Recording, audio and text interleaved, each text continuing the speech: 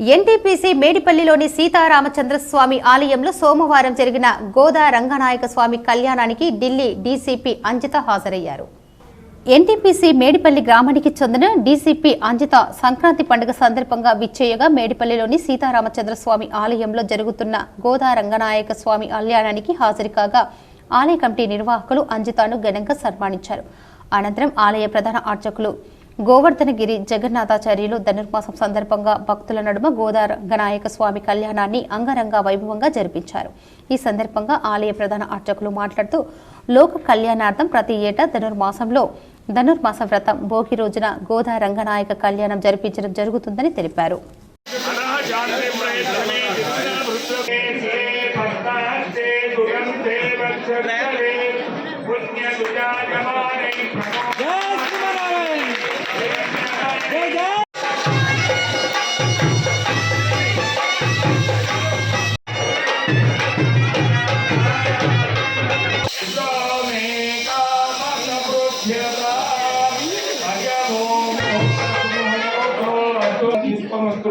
నృత్యం చేస్తూ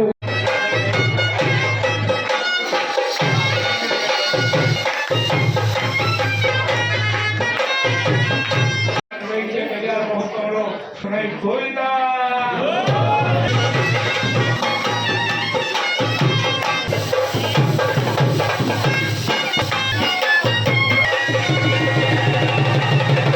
భగవద్బంధువులారా, లోక కళ్యాణార్థం మన మేడిపల్లి సెంటర్లో వేయించేసి ఉన్న రామచంద్రమూర్తి ఆలయంలో చక్కగా నెల రోజుల నుండి అంటే డిసెంబర్ 16వ తేదీన ప్రారంభించుకున్న ధనుర్మాస వ్రత మహోత్సవాన్ని భక్తులందరూ అత్యంత వైభవంగా భక్తి శ్రద్ధలతో మనసా వాచా కర్మణః ఈ రోజు వరకు భోగి పండుగ వరకు అత్యంత వైభవంగా నిర్వహించి ఈరోజు ఆ రంగనాథ క్షేత్రంలో రంగనాథ స్వామి వారు గోదామ్మవారిని ఈ యొక్క గోదామ్మవారు చేసిన ధనుర్మాస వ్రతానికి ఆనందించి తాను వివాహం చేసుకున్నటువంటి రోజునే ఇక్కడ కూడా మనము ఆ గోదా రంగనాథ స్వామి వారి కళ్యాణ మహోత్సవాన్ని భక్తుల యొక్క అత్యంత భక్తి శ్రద్ధలతో వైభవంగా నిర్వహించుకున్నాం.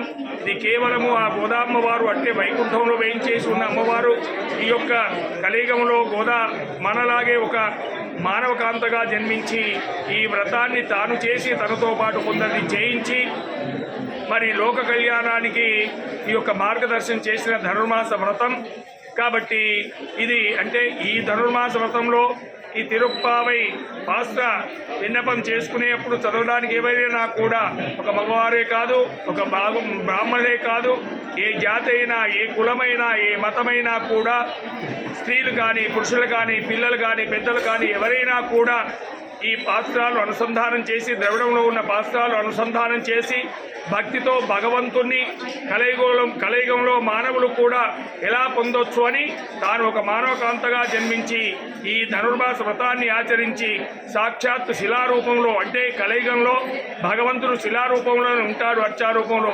కాబట్టి ఈ వ్రత ఫలితంతో అర్చారూపంలో రంగనాథ క్షేత్రంలో ఉన్న రంగనాథ స్వామిని వివాహం చేసుకొని తాను మనందరికీ మార్గదర్శనం చేసింది.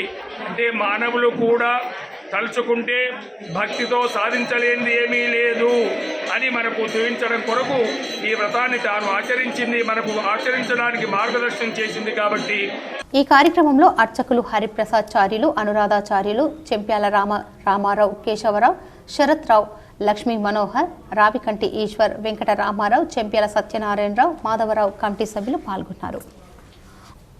ఇప్పుడు ఒక స్మాల్ బ్రేక్.